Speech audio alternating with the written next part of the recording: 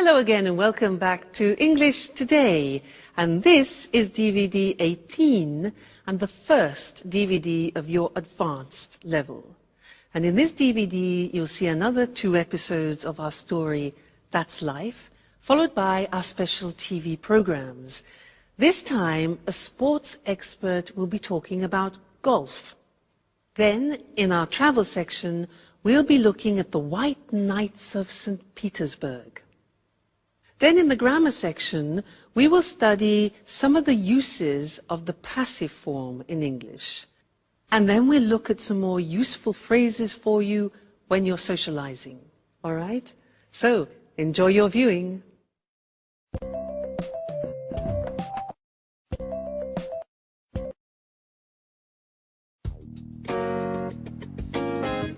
Hi, Sarah. Hi, Sandra. What are you doing? We're making some sandwiches for today's drive in the country. What drive? Hasn't Paolo told you about the trip? Today he wants to take us to visit an old farmhouse in the country. It's supposed to be very beautiful, a perfect example of rural architecture. That's right. I remember now. Paolo told us it was built by some rich Italian-American, a really eccentric character, a friend of his mother's. Okay, girls. Is everything ready? We've almost finished. What a wonderful smell. They look and smell great. Keep your hands to yourself. No one's touching these delicacies now. You'll be able to taste them later when we have our picnic. Paolo, about this outing, where is the farmhouse? In the countryside, about 20 kilometers from here. And is it true that it's incredibly beautiful and that it belongs to an Italian-American? Oh, yes, but it was designed by a Dutch architect. And it was built in the style of an 18th century Tuscan farmhouse, right? Oh, right? Oh, believe me, it's a jewel. I didn't know you were so interested in architecture. Oh, my dear ladies, there are so many things that you don't know about me. As well as music, I have many other passions. I'm full of surprises. No one doubts that, Paolo.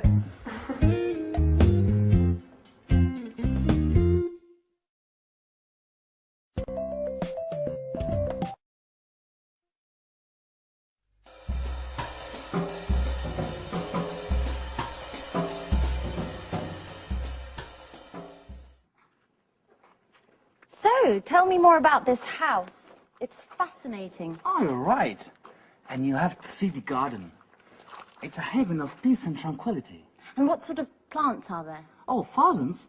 Big old trees, grapevines, olive groves, and many types of roses. And it's huge. There are 8 gardeners. Oh, really? So many? It's a lovely spot. My mother used to take me there a lot. I love to lying under the oak trees. It gave me a sense of peace. That's where I gave my first kiss. Wow. Who would have thought our Paolo was so romantic? Are you making fun of me? No, definitely not. I bet this enchanted house has been the source of most of your musical inspiration. How do you know that? Considering it doesn't take much to inspire you, I can imagine what a paradise can do. Oh, hi. Hi. Sorry we made you wait. Paolo was just telling us about the garden. Oh, Okay, let's go. I can't wait to see this place. do you know where Mike and Michelle are? They should be here by now. Oh, Michelle went out for her morning jog earlier. She should be back by now, so she's probably having a shower. And Mike's in his room watching a football match. What a surprise. Okay, I'll go and give them a shout. Oh, Sarah, have you got the camera? Oh no, I left it in my room. Why don't you go and get it? We should be able to take some lovely photos today, right? You're right. I'll go and get it.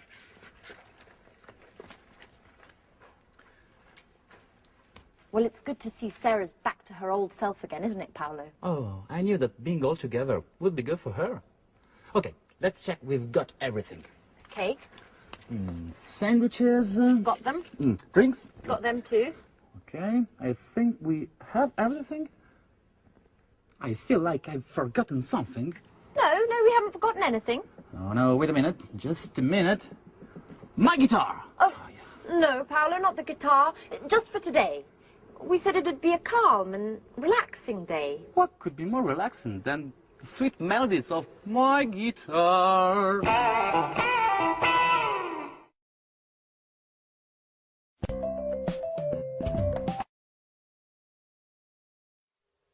Hi again and good to see you.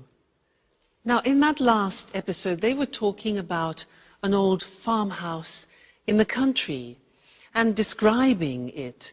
And they were using some interesting language which I want to teach you now. Let me give you some examples of what they said.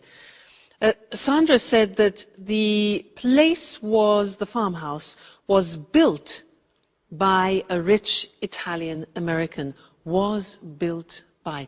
Now that grammatical form is called the passive. We're going to study that now. But other examples. Paolo said, yes, it was designed by a Dutch architect. It was designed. He said, it is built in the style of an 18th century Tuscan farmhouse.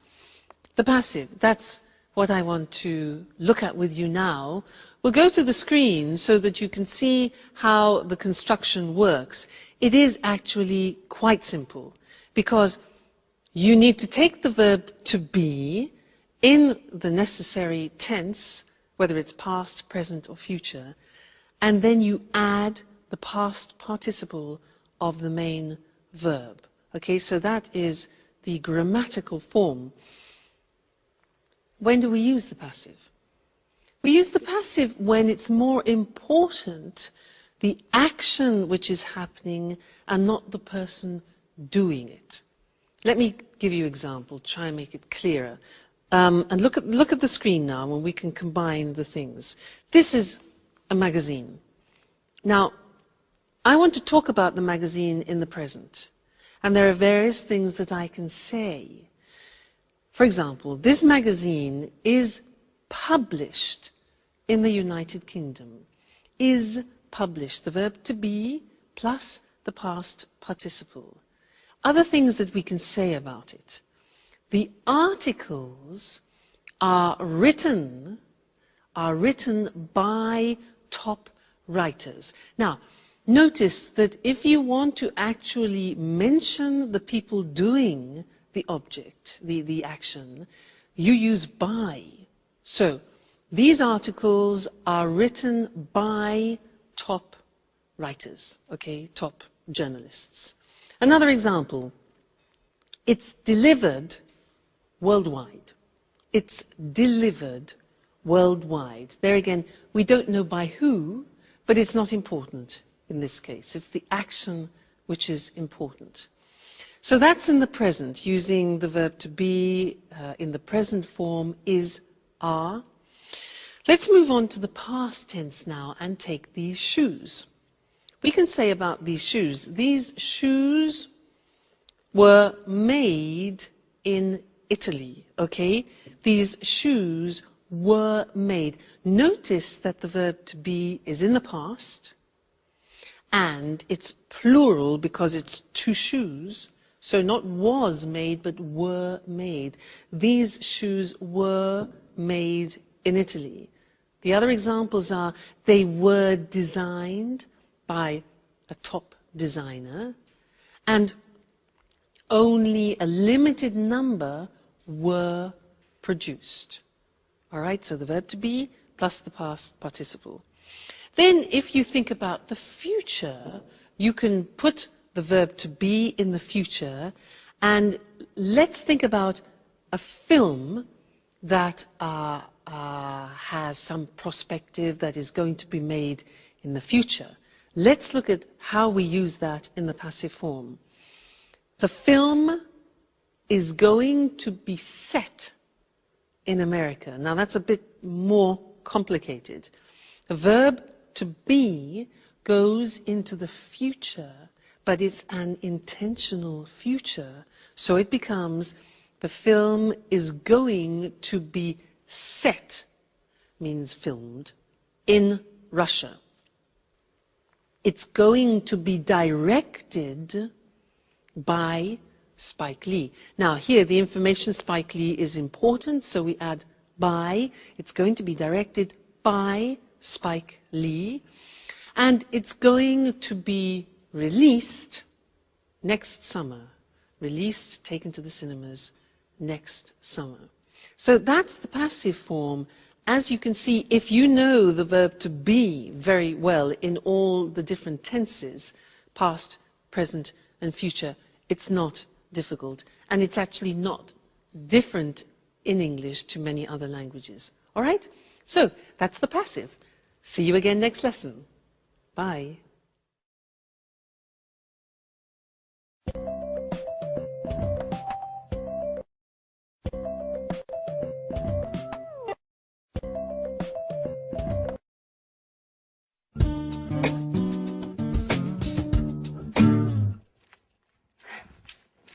So, it's time to leave. What a shame. Yeah, you're right. This week has just flown by. I've had a great time. Yeah. I hope to see everyone again. I hope to see you again. Very soon. Listen, Mike, about that, I want to clear up a few things with you. Well, a few days after we arrived, I happened to hear Paolo's song, and I knew that it was about us two. And, well, you know what I mean, right? Of course. Well, after finding out about this thing, I realized that I needed to talk to you straight away, but I didn't have the courage. We've known each other for a long time. I've always thought a lot of you.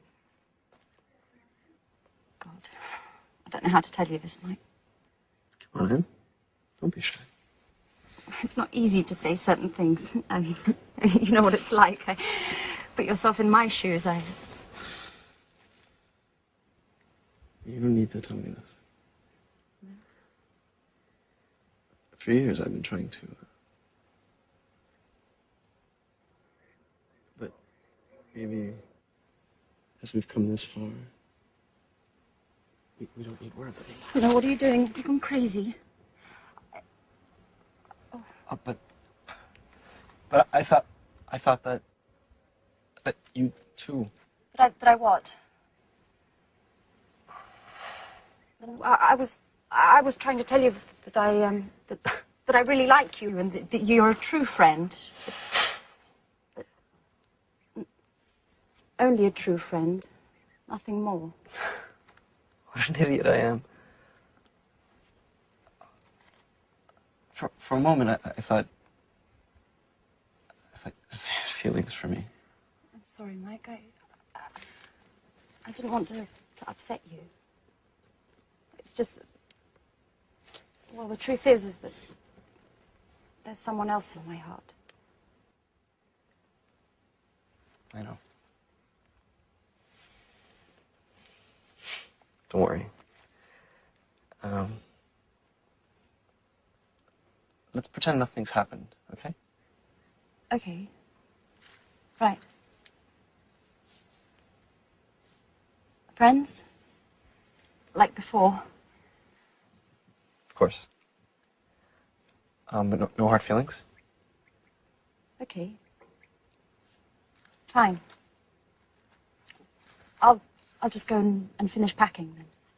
Okay. I'll see you in a bit.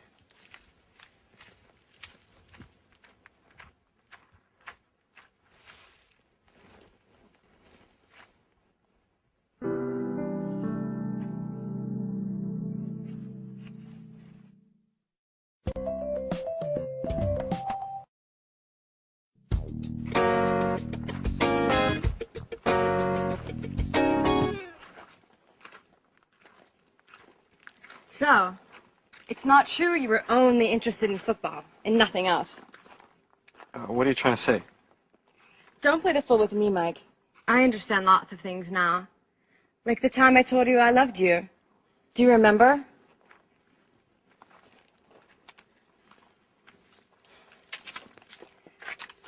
At that time, we were always together.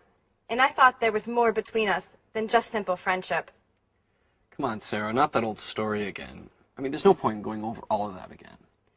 Well, I think it's time to put a few things straight, once and for all. At that time, you told me you weren't in love with me and that you didn't want to deceive me. I felt rejected and thought that football was to blame. I thought that football was the only passion in your life. But now... But now what? Oh, stop it, Mike. I saw you here just now with Anne. Wait a minute, Sarah. Let me explain things. Oh, you don't need to explain. I'm not angry. In fact, you, all of you, have helped me a lot in the past few days. I'm at peace with myself again, and this is really important. And, to be honest, I'm glad to have found out the true reason for your refusal was another woman, and not football. I think of you more than any sport, Sarah.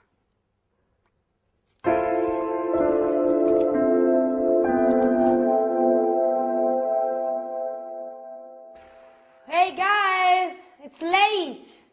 I'm sorry, I was packing.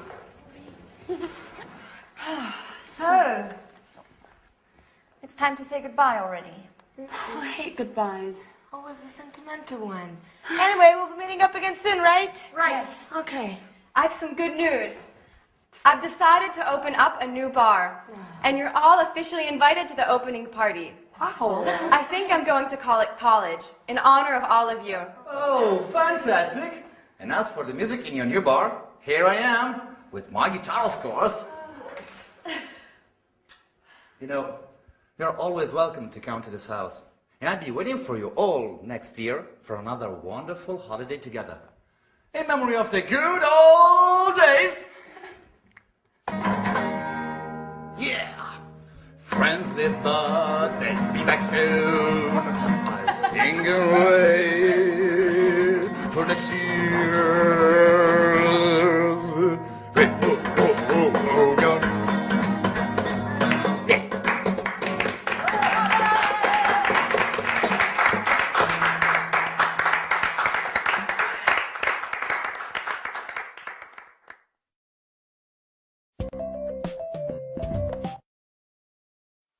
Hi again.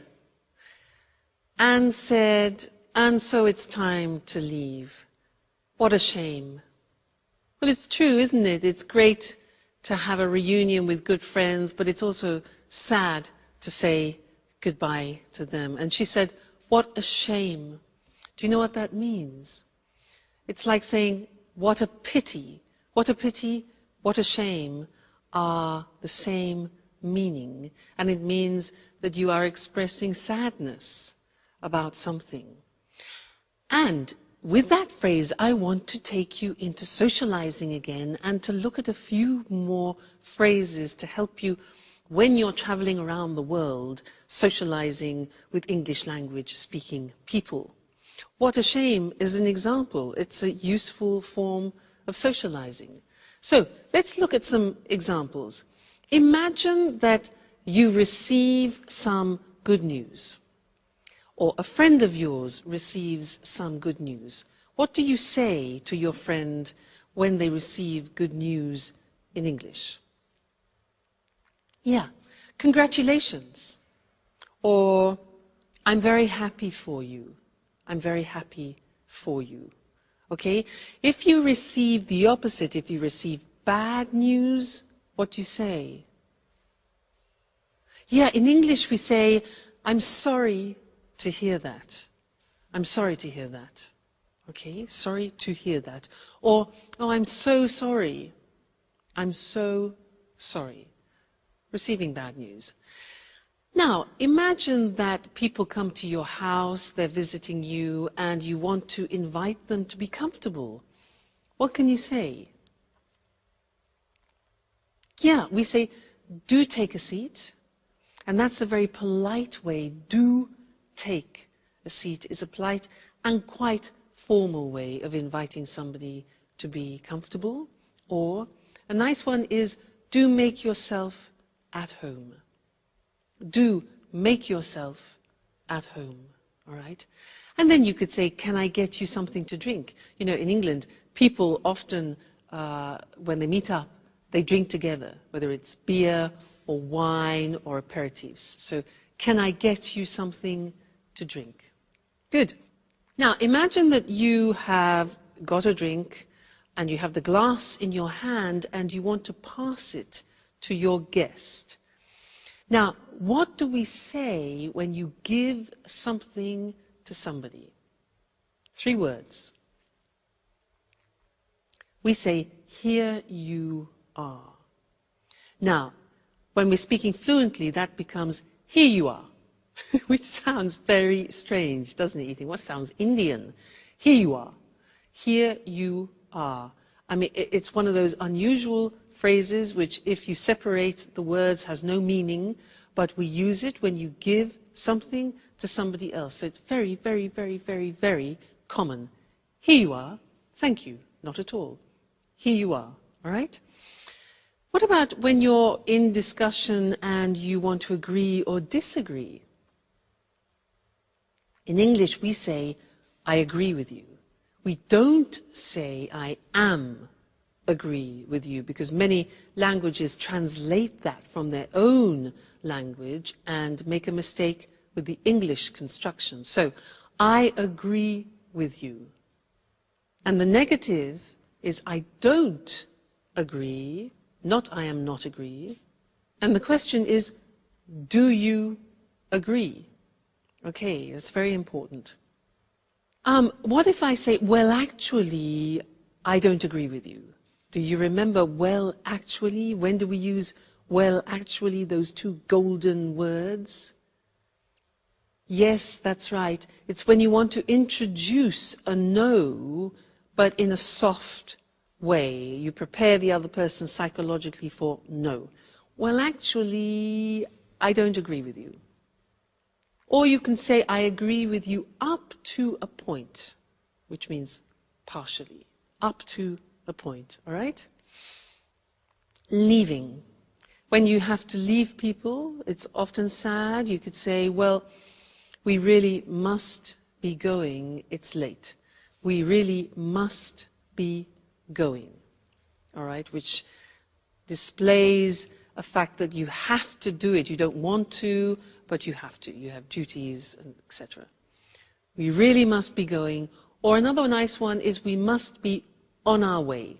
We must be on our way, okay? And then showing that you're sorry, as we saw in the episode with our friends. What a shame. What a pity. Okay, well, what a shame and what a pity this lesson has finished. But don't worry, there will be another one. So I will see you again in the next one. Take care until then. I must be on my way. Bye.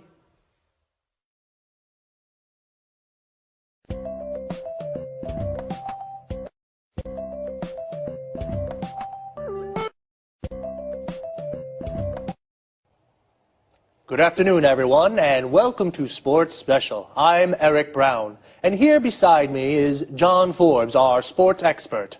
Today we're going to talk with him about golf. Hello, John. Hello, Eric. Hello, everyone. So, John, tell us, where did golf start? Well, the game of golf is believed to have originated in St Andrews, a small town on the east coast of Scotland.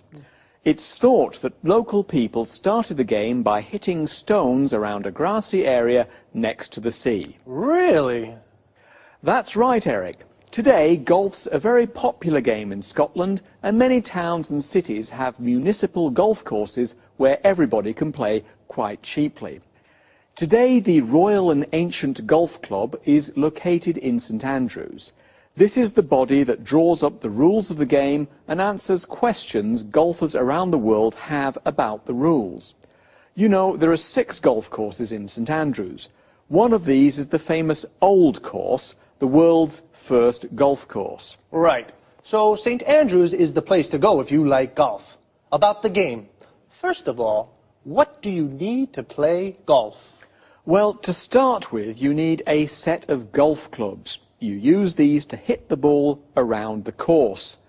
There are lots of different sizes of clubs, but basically there are 2 kinds, drivers and putters. Drivers are used for long shots along the fairways, and putters are used for short shots on the greens. Then you need a golf course. There are usually 18 holes on a course. And of course, you need a golf ball. It seems easy to play golf, but how exactly do you play the game? You start each hole on the tee. From here, you use a driver to hit the ball as far as you can towards the hole. If necessary, you hit the ball again to get it onto the green. Once on the green, you use a putter to hit the ball into the hole. It's as simple as that. Well, almost. And be careful not to hit your ball into a bunker, an area of sand. It can be difficult to hit a good shot out of one of these. Don't worry, I'll be very careful. So, John, how do you keep score in the game? Well, each hole has a par, the number of shots required to put the ball into the hole. Let's say the first hole at the old course in St Andrews is par 3. If you complete the hole with 4 shots, you're 1 over par. If you complete it with 2 shots, you're 1 under par. The winner is the golfer who completes all 18 holes with the fewest shots or the most shots under par.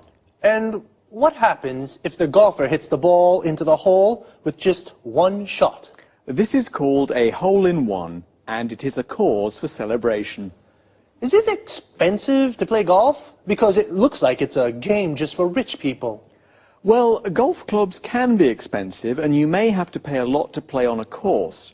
But you may be able to hire the clubs, and you may be able to find a municipal course that charges very little for you to play 18 holes. How popular is golf? It's very popular in Scotland, as you can imagine, as the game started there. There are 540 golf courses in Scotland. Remember, the population of Scotland is 5 million. But golf's also popular around the world, especially in Europe and North America. The game's really taken off in East Asia. The game's incredibly popular in Japan, Taiwan, South Korea and Singapore. There are lots of professional golfers who take part in international golf tournaments all over the world. Well, now, we certainly know a little bit more about golf. Thank you, John. You're welcome, Eric. Goodbye. And goodbye to you, and see you again next week for another edition of Sports Special.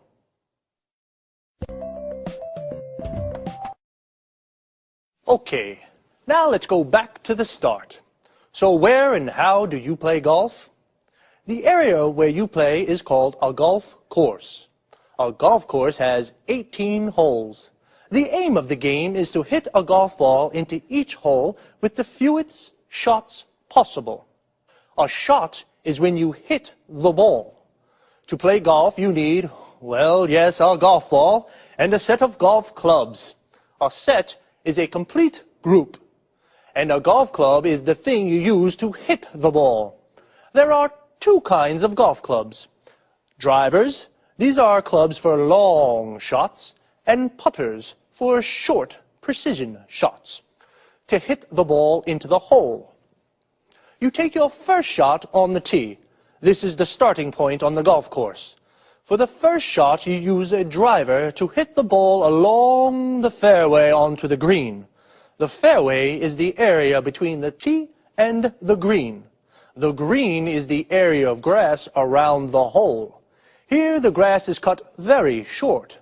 You must be careful not to hit the ball into a bunker.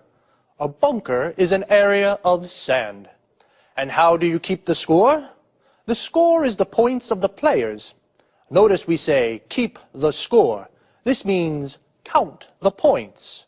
Well, each hole has a par.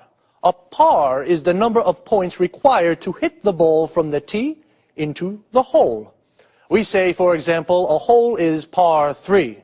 This means you have to get the ball into the hole with 3 shots. If you need 4 shots, your score is 1 over par. If you only need 2 shots, your score is 1 under par. And if you complete the hole with just 1 shot, it's called a hole-in-one. The winner is the golf player with the most under pars. Well, golf really has taken off around the world. We say something has taken off when it becomes very popular. Okay, sports lovers, that's all from me. See you next week.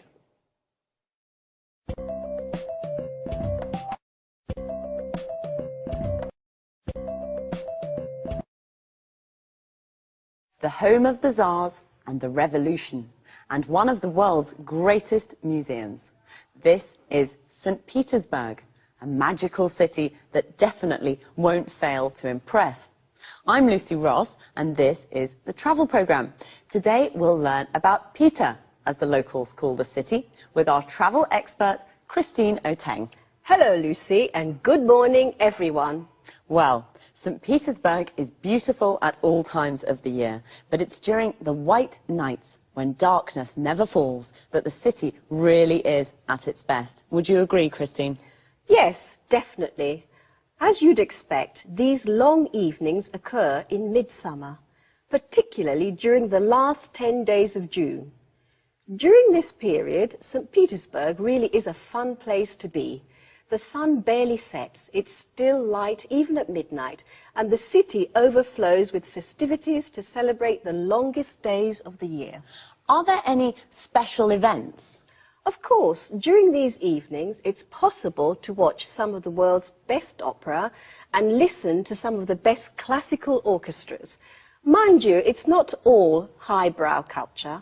Locals often stay out celebrating all night. There's also a White Nights Dance Festival, with events ranging from folk through to ballet. So, it's possible to see the famous Kirov Dance Company? Sometimes it is, yes. It doesn't always take part, though, but it does usually put on student performances. And what about the city's monuments? Is there anything really special that visitors must see? Well, there really is a wealth of sights for the visitor to take in. St. Petersburg is famous for its many museums and art galleries. The Hermitage, for example, is one of the world's leading museums with a breathtaking collection of all kinds of art and is most definitely not to be missed. There are also numerous former imperial palaces that can be visited both in the city and along the shores of the Gulf of Finland. And try not to miss the city's churches, the main ones at least. Actually, there are so many that it'd be impossible to visit them all. Well, tell us, Christine, is it true that the city's called the Venice of the North? Yes, that's right. This is due to the river Neva that flows through the city and the numerous canals that crisscross the historical centre. On this subject, another special midsummer event is the raising of the bridges over the river Neva. Thousands flock to the riverbanks to see the raised bridges silhouetted against the twilight sky. Well, visitors must remember, find out when the bridges are lowered, or they might not be able to get back to their hotel. That's right. If that happened, they'd just have to stay out celebrating until dawn. Well, that doesn't sound too bad. And the food? I've heard the food's not very good. Is that true? Well, let's say it's not the place to go for a food trip. But if you like a drink now and again, this is the right place for you. Russians love vodka, and they love inviting their friends to drink with them.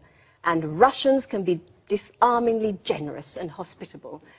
But be careful. The vodka's easy to drink, but don't overdo it, or you'll feel it the next morning. Did you hear that? The vodka is good, but don't drink too much. And do enjoy St. Petersburg, a truly fascinating city to visit. Thanks, Christine.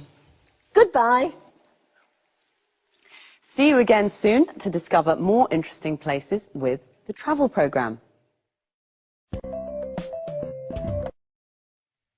So, St. Petersburg is at its best in midsummer. Midsummer is the middle of the summer. We say something is at its best when it's in its best condition.